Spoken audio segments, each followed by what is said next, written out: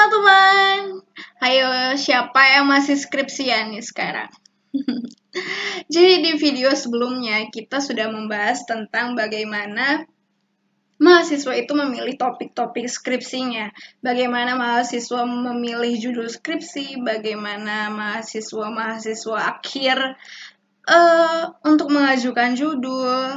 Kali ini nggak jauh-jauh dari topik yang video kemarin, yaitu tentang judul skripsi. Tapi kali ini, untuk merilekskan pikiran teman-teman yang mungkin lagi pada mumet-mumetnya, lagi skripsian, lagi LDRan sama dosen pembimbing, jadi agak susah buat ngambil progres skripsinya. Tapi nggak apa-apa, kita butuh rileks sejenak.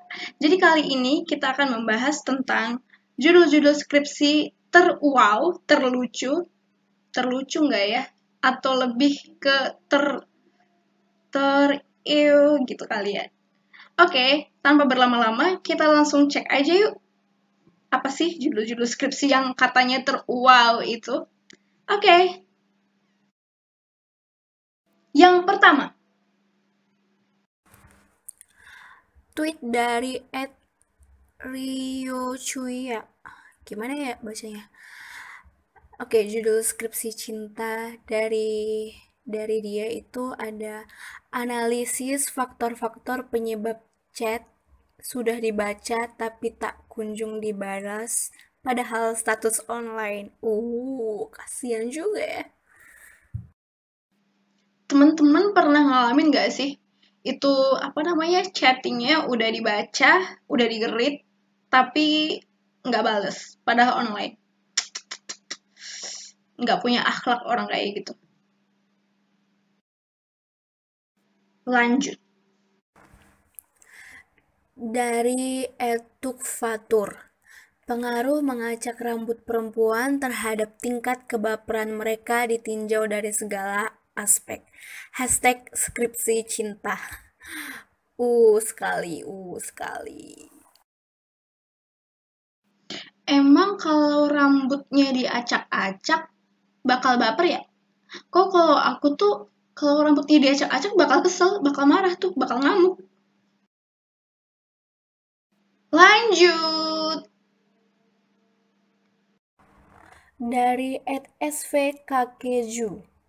Evaluasi penerapan kata-kata nggak apa-apa sebagai fungsi pengendalian emosi dalam budaya marah. Sering terjadi ya. Sumpah sih, ini ngeselin banget. Kalau misalnya ada orang yang kayak marah gitu, terus kalau ditanyain, kamu kenapa? Nggak apa-apa. Itu tuh bener-bener nyebelin banget ya. Kalau ada apa-apa bilang aja gitu. Tapi meskipun kesel sama orang kayak gitu, tapi kok nggak kayak kadang nggak sengaja. Kadang kayak gitu juga, ya gue lagi marah, tapi pas ditanyain kenapa ya pengen jawab nggak apa-apa aja. Tapi pengen ditanyain, tapi maunya jawab nggak apa-apa. Gimana dong? Lanjut. Dari @erika Kristi.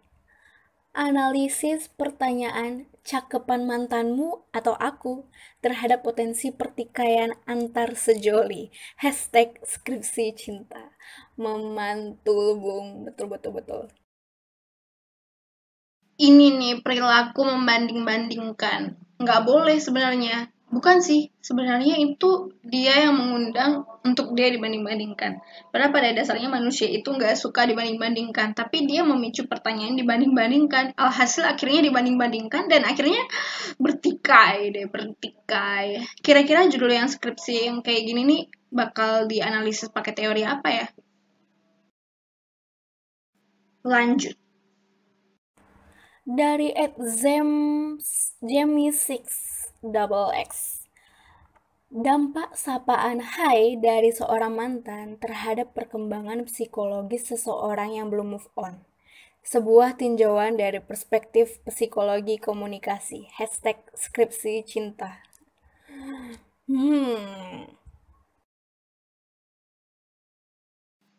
Untuk anak-anak psikologi yang belum dapat judul skripsi, boleh nih segera diambil judulnya, dianalisis tuh, dikerjain sampai selesai, dan tolong ya, segera kalau misalnya udah selesai kasih tahu aku. Aku mau kasih sama teman-teman aku, soalnya banyak yang gagal move on. Next. Dari @nyakmisa. Konsekuensi menjalin hubungan baik dengan mantan malah berujung pada kegagalan move on yang krusial. Sialnya dikasih kapital gitu. Dengan gelar PhD, pemberi harapan doang. #skripsi cinta. Ini sih, banget sih.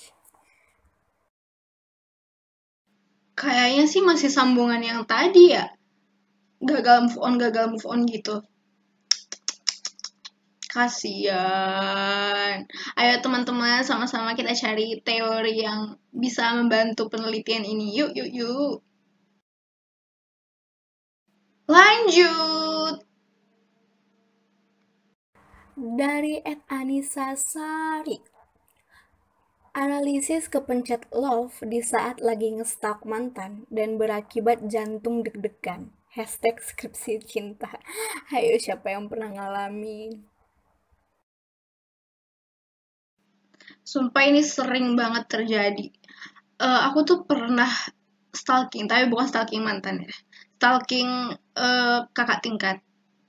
Jadi pernah stalking kakak tingkat tuh nggak sengaja ketekan like di postingannya udah bawah-bawah, udah auto dislike deh. Padahal ketahuan nggak sih kalau misalnya udah di like terus di dislike lagi? Nggak tahu deh. Semoga nggak ketahuan. Next. Dari Etika C. Pengaruh centang biru dan sedang online tapi tiada kunjung ada balasan terhadap kesabaran dan kesadaran bahwa kamu tidak cukup penting untuknya. #skripsi cinta. Wow. Banyak banget curhat-curhatan kayak gini. Tapi aku pribadi juga pernah ngalamin ini sih. Pernah ngalamin chat tapi nggak dibales gitu. Itu biasanya teman-teman sekelompok aku waktu kuliahan. Kalau kita lagi ada tugas kelompok kan nih, giliran minta nim tuh gercep banget. Tapi kalau giliran mau ngerjain, pada di mana nggak tahu dah pokoknya. Kesel nggak kayak gitu. Dan satu lagi, kadang dosen pembimbing juga kayak gitu. Nggak dibales tuh chat, di PHP-in emang. Next. Dari @septia Darians. Pengaruh kata terserah dalam suatu hubungan percintaan menggunakan metode menerka-nerka. #skripsi cinta. Pinter. Nggak cuma dalam hubungan percintaan sih pakai kata terserah tuh. Kadang ya sama teman-teman rame-rame kayak gitu, mau pada makan di mana nih? Pada makan di mana? Ya terserah. Tanya si A, jawabannya terserah. Si B, jawabannya terserah. Terus aku kudu piye?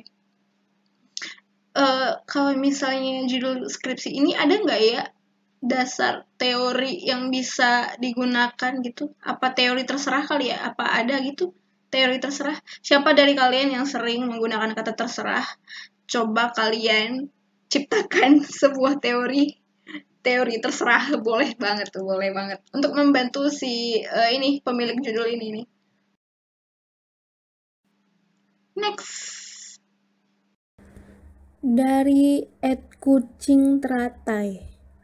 Analisis persediaan cinta tanpa pamrih terhadap hubungan tanpa kejelasan dengan menggunakan metode kesabaran. Akhirnya ikutan juga WKWK. #skripsi cinta. Oke. Keren juga ya. Keren-keren ya. Cinta tanpa pamrih dan kasihan banget.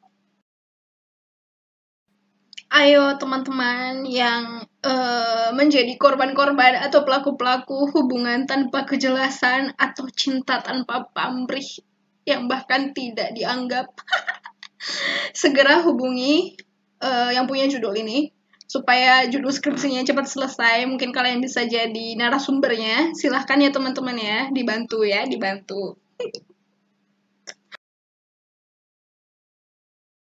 Emang kocak-kocak ya judul-judulnya. Skripsi cinta. Oke, oke, oke.